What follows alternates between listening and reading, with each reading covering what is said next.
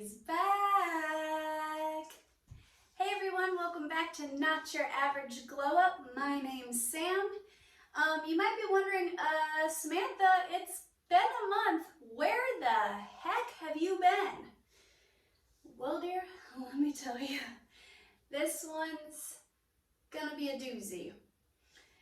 Well, I want to talk to you guys a little bit about where I've been the last month, my mental health. This is a mental health channel after all. And the topic for this video is going to be how to dig your way out of a depression. Because the short answer of where I've been in this last month is I've been depressed. As someone who has a mental health YouTube channel, as someone who likes to be others' backbones and strength for others, it's difficult for me to let people see me vulnerable. I struggled a lot over this last month on what my first video should be, or how I should come back, or what I'm going to talk about, and whether or not I should even bother filming another video or coming back. And it occurred to me through talking to some friends and through meditating that best way to come back is with honesty, and use it for teaching. And hopefully somebody out there, excuse me, my shirt's falling, somebody out there needs to hear what I have to say. So backtrack a little bit to 4 weeks ago when my last video was uploaded. I started to get into a pattern of stinking thinking. I started to weigh my success or my happiness based off of views and comments and what have you. I think, like most YouTubers can, relate to, I built this channel as a safe place for others to come to know they weren't alone, a community where we could talk all things mental health and not feel judged. I came into this telling myself that nobody's probably going to watch it anyway, so if it just helps one person per video, then it was worth it. But somewhere along the way, that mindset began to shift. The first video that I recorded has over 400 views, which isn't a lot in YouTube world. But for me, that blew my mind, because I honestly thought no one would ever see it. So the fact that it got over 400 views, and I had probably at least 20 people messaging me, telling me that that video really helped them. I was excited to make more content, and I was excited to see where my channel grew, and I was excited to see what would become of this. And I started to think, wow, I could really help people. I could really, change this, thing for the better. I could really help out. But then the more videos I started to make, the more my views went down and down and down and down. And I went from 400 views to my last video got 40. And instead of being grateful for that 40, I became ungrateful. And I started to think, well, this isn't working. Nobody cares about your content. Why are you even bothering making these videos when they're not taking off? You're not making any money from this. You're not helping anyone. I got into this voice in my head was telling me it's a waste of time. Nobody cares. You're putting yourself out there. You're being vulnerable. You're getting nothing back in return. You're probably not helping anyone. You could be spending this time that you're recording these videos and you're uploading these videos better doing other things. You need to get a job, you need to do this, and all these negative thought patterns began to flood into my brain. And so I didn't upload that week's video. And then that week's video turned into the following week's video. And then the following week's video turned into the next week's video. And I began to struggle not just with my YouTube videos, but with life as a whole, because I felt that this was what I'm supposed to do, that I am supposed to be filming these videos, and I'm not sure why anybody would want to watch them, but I'm supposed to be filming these videos, that I'm supposed to be a world changer, and that's a lot of pressure on somebody. And I lost faith. I lost faith that, like, there's people out there who upload one video and it goes viral and they have millions and trillions of followers, and then there's people who have to do it for years and they gain followers, and there's people who never get a huge following and they have secondary jobs, but that doesn't mean their content isn't valuable, that it's still needed.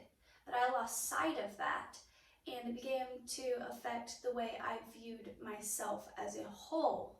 I talked in my very first video, and even my postpartum video, about how I'm diagnosed with manic depressive disorder. So, for years, the last few years, I've been able, with the help of my primary care physician and my counselor, I was able to wean myself off of my medications that I was taking,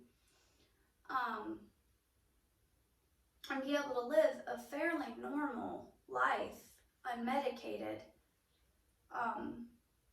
as long as I kept going to counseling and as long as I kept a good, supportive community around me. And for a few years I did that, and I did that great. I had a couple of smaller depressive episodes and even a few manic episodes within that time period, but I was able to manage them, and I was able to do so in a healthy way. Over this last month, I had to sit down and have a discussion with some of my support team and ask them whether they thought, from an outside perspective, I needed to get back on my medicine, because I got bad for a little bit, and that's really hard for me to admit. I'm eating hummus and pretzel chips. I had a manic episode where I was, pouring. If I wasn't going to pour everything in my YouTube, I was going to pour everything into my house and be comfortable in my house. I'm Taurus. We like comfort. Our home is our safe place. So I was pouring all my energy into the house. I'm going to paint it. I'm going to fix it up. I've done this and I've done that. Well, then I overworked myself and I had burnout, and then it all spiraled. So I want to talk to you about how I was able to dig my way out of that depression. And the type of depression I'm talking about in this specific video is like clinical depression. It is not, everybody in their life at some point will experience short-term depression, like the emotion of being depressed, or situational depression, where like your dog dies or something and you're depressed for a short period of time. The type of depression that I'm referencing in this is more severe than that. It's a type where it's longer lasting, influenced by hormones and chemicals, and that's the type of depression I'm referencing. But you can use this with any sort of depression, but that's the type of depression I'm referring to. I first want to start off with some clarifiers. I'm not a doctor, I am not a therapist. These are tools that work for me personally. That does not mean they're going to work for you, and it's okay if they don't work for you.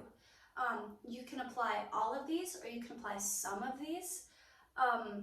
Also, you may need to sit down with your physician, with your counselor, with whoever, and get on medication, and that is okay. There is no weakness in being on medication. It's actually strength that you're willing to step out of your comfort zone and admit when you need that extra help. Often with people with bipolar disorder, like I have, often we go through periods where our medication is working, and then we think, okay, well, it's working, so I don't need it anymore. And then we get off of it and we spiral. That was not the case for me at this point in time, but in the past I have done that. So there is no weakness in getting back on your medication. But some of the things that I did to help dig my way out of it, because it was not like, okay, I'm gonna wake up and not be depressed anymore. And this is not that, emotion depression. This is depression. So it's not something that you can just think your way out of, or just, have happier thoughts, or, just stay busy, or, just do this. It's something you have to work to get your way out of. So some of the things that I did to work my way out of it, and some of the tips that I'm going to give you is, for starters, make yourself get up in the morning and take a shower. I know that sounds like, well, duh. But when you are depressed, like clinically depressed, even the idea of getting up out of bed is physically, mentally, emotionally exhausting. Like, it took everything in me to get up and brush my teeth and wash my hair. I'm gonna be honest with you, there was days where I would go 2 to 3 days without bathing. That's how bad my depression got in this last month. Make yourself get up. Also, backtrack a little. Give yourself short, realistic goals and to-do lists. This does not mean write on your to-do list, clean house. That's not realistic for somebody who is actively in a state of depression. Short, realistic goals. Your to-do list should only consist of 5 to 7 things max. And it should not be broad termed like clean the house. It should be like get up, take a shower, okay? And then that's 2. Getting up, taking a shower. Then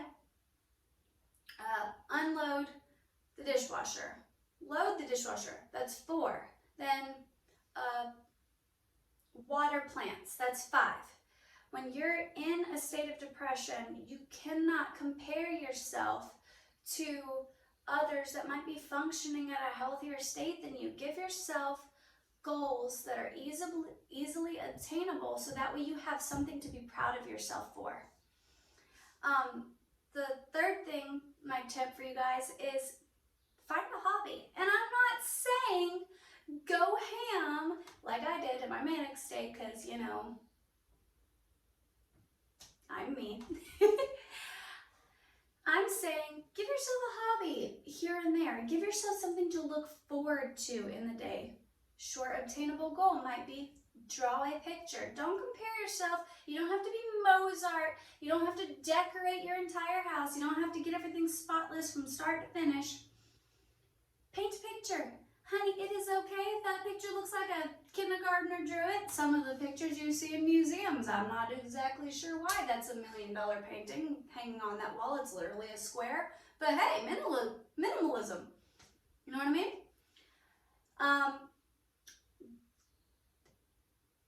Up your personal hygiene is another one. Right now, it's 2020. We are in the midst of this coronavirus thing. I don't really want to get too into it because that's not what this video references, but it is very difficult to be social right now. Everybody's staying at home. We're self-isolating, or at least we should be. My birthday is May 5th. It'd be really nice if this was over by then, please. But, so we're not going anywhere. So it's easy to sit around in your house in your sweatpants and throw your hair up in a bun and skip that shower. When you're depressed, girl, I'm telling you, do your makeup, make the extra effort. I know it sounds so silly and you're like, why? I'm not going anywhere. But it makes you feel good. It makes you feel like you've accomplished something. Perfect a skill. If you are interested in makeup, but you are terrible at winged eyeliner, right now is the perfect time to perfect the skill. Why? Because, girl, you can practice your makeup all day long and ain't nobody gonna see it. Stay connected to friends and family. I can't tell you enough how important this was for me personally. And this is so difficult for me because I'm the type of person where if I'm upset, mad, or angry, I don't like people to see me that way, so I go into hermit mode and I withdraw. You won't hear from Sam for like 2 weeks. I am just ghost mode, like just, where's Sam? I don't know. She just disappeared. That's my natural instinct when I'm upset or feeling any sort of negative emotion.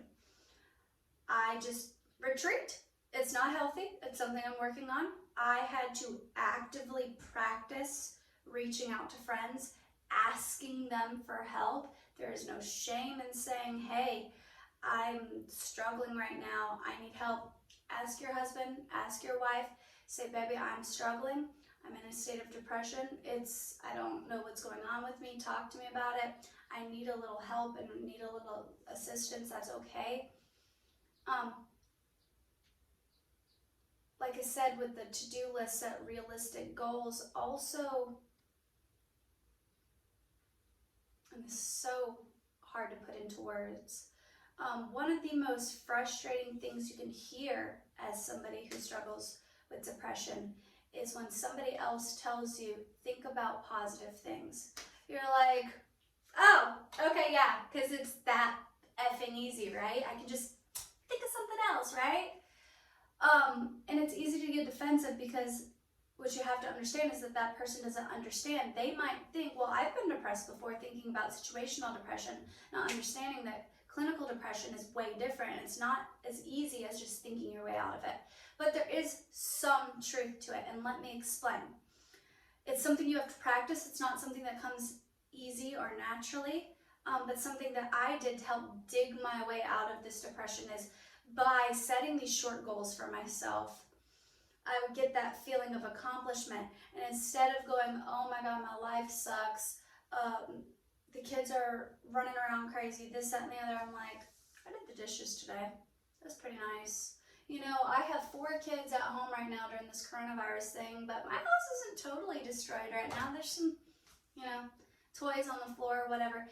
It's about adjusting the way you think. For every negative thought that would pop into my brain, because I'll tell you, they got dark.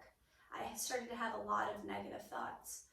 I forced myself to list off for every negative thought that popped into my brain, because I was struggling with intrusive thoughts quite badly. An intrusive thought is a thought that is not conscious. You're not actively, you know, trying to think of that thing. It's called intrusive, like an intruder, because it just pops into your brain.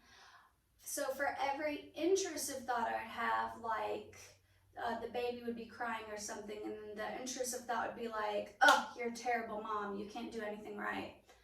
I would consciously make the effort of positive thoughts. So, you're a terrible mom, you can't do anything right, can't even, you know, keep your kids happy. I would say, no, today I sat down and did homework with Gianna, I'm a great mom. Today I Even though I didn't feel like getting out of bed, I got out of bed, fed the kids, changed some diapers. I'm a good mom. Today, I went outside, pushed the kids on the swing, even though I did not have the energy to do it. I'm a good mom. So for every negative, intrusive thought that I had, I actively chose to point out the positives that I did in the day. Biggest thing that I can tell you, you need to stay connected to friends and family, but unplug from social media. I can't tell you enough how important this is when you're depressed. It is so easy, and I'm telling you from firsthand experience, it is so easy, girl, to get into that phone and be scrolling and be like, oh, there's Susie. She's using this coronavirus thing, and oh, they've redecorated their entire house. Oh, it must be nice to be her and to have the money saved up in her bank account where she can just, renovate her entire house during all of this. Meanwhile, I barely have money to pay for groceries. It's so easy to sit there and compare your lives to other people, but what you're not understanding is social media is just what people want you to see. It's so easy to see those adorable little family sessions that photographers post of these cute little kids, and they're running around and they're doing Ring Around the Rosie and their hair is all pretty and this, that, and the other. But what you don't see is the toddler throwing a tantrum in the dirt 10 seconds before that, and the mom had to bribe them with some Skittles to get them to take that picture. What you don't see is the argument that the husband and the wife got into on the car ride over because the husband did not want to have to wear those that collared shirt. He doesn't understand why I can't just wear a t-shirt. Social media can be great to inspire and to connect, but when overdone and when done in excess, or when you're not in a negative, when you're not in a positive mindset, it can create those intrusive thoughts that I was referencing earlier. I saw a meme while I was going through all this, which at first glance, for any normal human, what is normal anyway? We're all crazy and weird, and that's great. Seems like a very positive, uplifting, inspirational meme. Like, yay, go you. But upon further investigation, it can be quite toxic for somebody with, that struggles with mental illness, especially depression. The meme said something along the lines of, if you don't come out of coronavirus a better, more successful, more enlightened person, if you don't come out of with a cleaner house and this, that, and the other, what are you even doing with yourself? At first I was like, yes, girl, preach. And then I sat back and thought about it and was like, that's not realistic for 99% of the world's population. It's good to take this hard and difficult time and to use it for good. Yes, you're getting more alone time. Try to use that to, create a new hobby or clean up your house or this, that, and the other.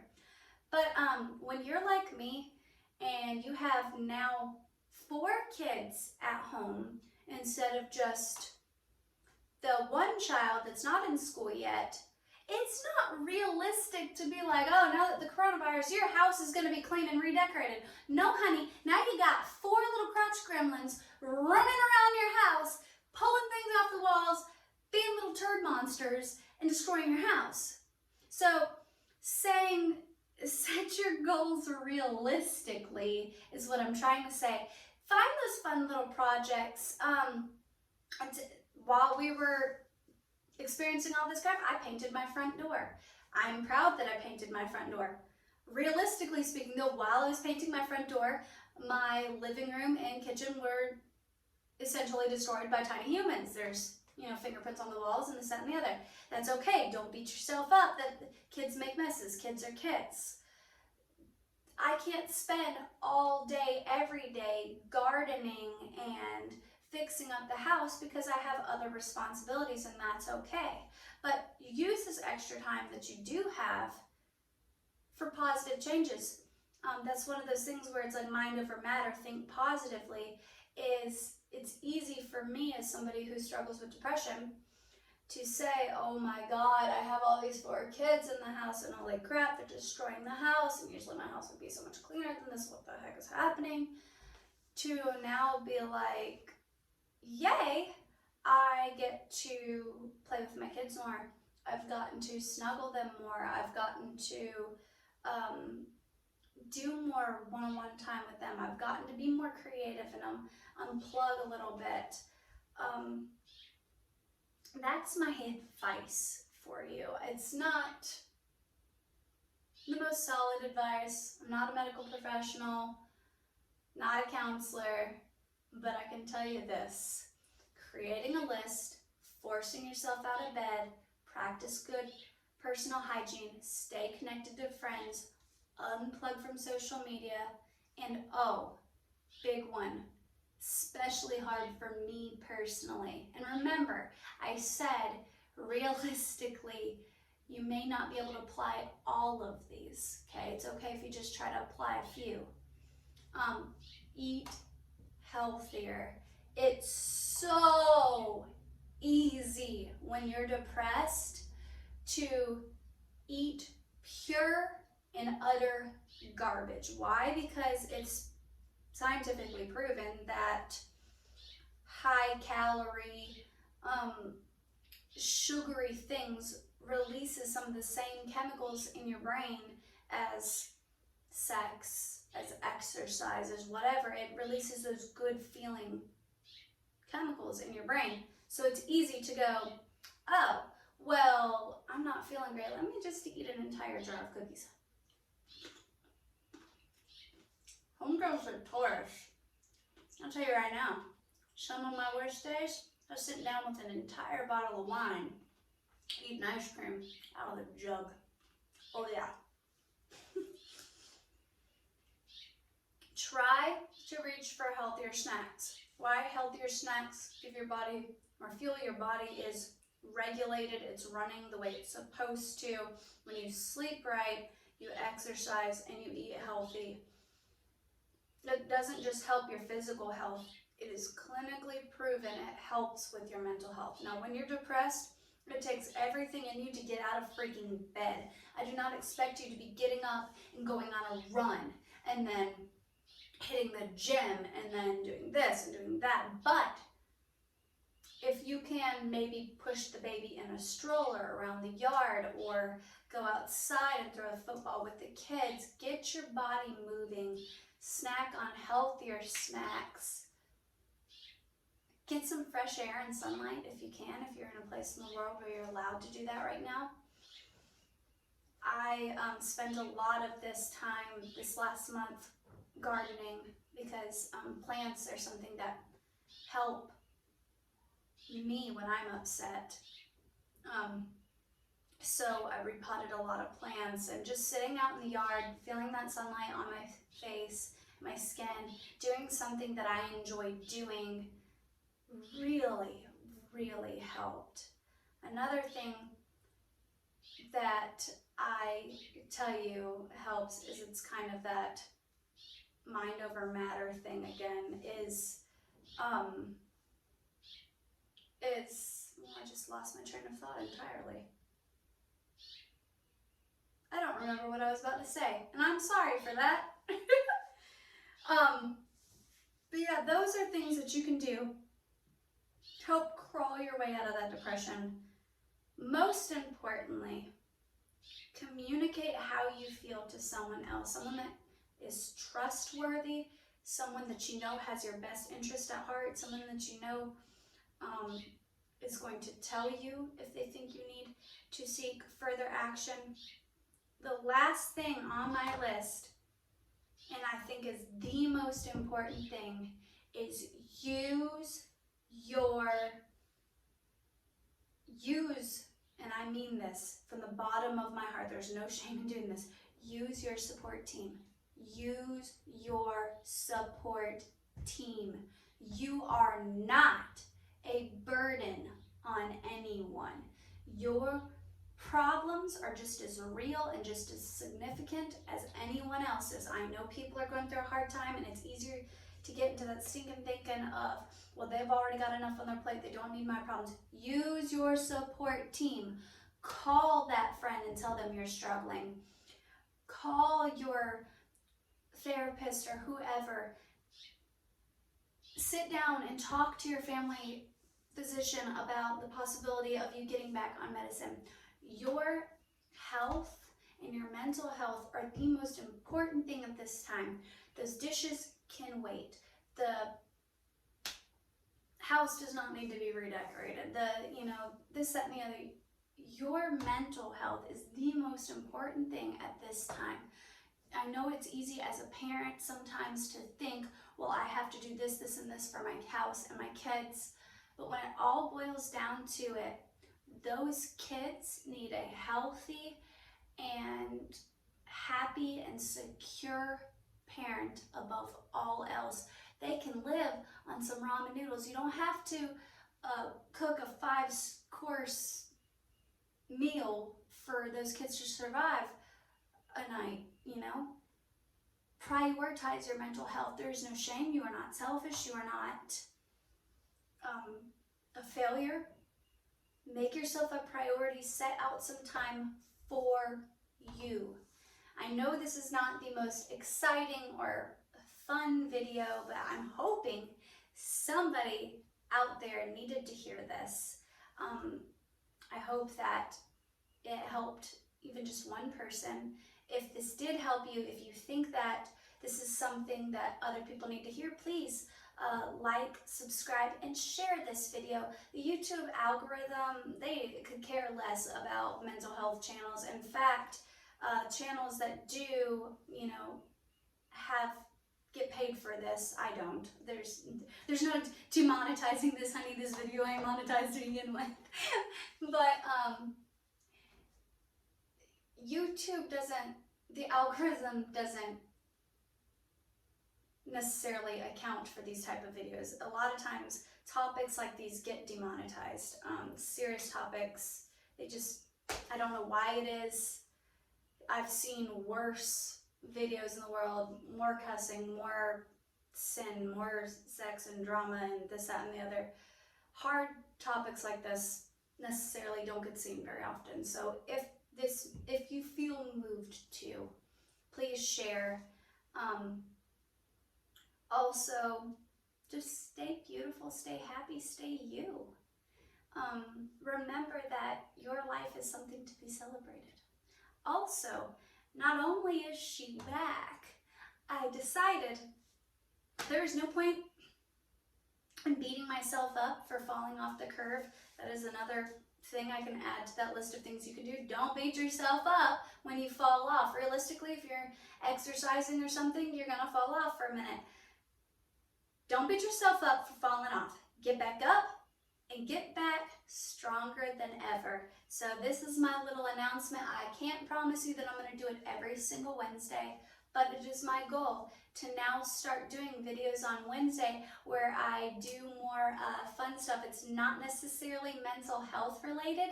It's things that I enjoy doing that have helped with my mental health. But Monday, I'm going to upload a video every single Monday. Unless something comes up. Every Monday is Mental Health Monday, but I'm going to start adding Wednesday videos to this channel where I do tarot readings, where I do plant tours, where I do the things that I love that bring me joy. So if you're excited to see that, please subscribe to my channel. Thank you so much. I love you guys. Thank you for understanding. Bye.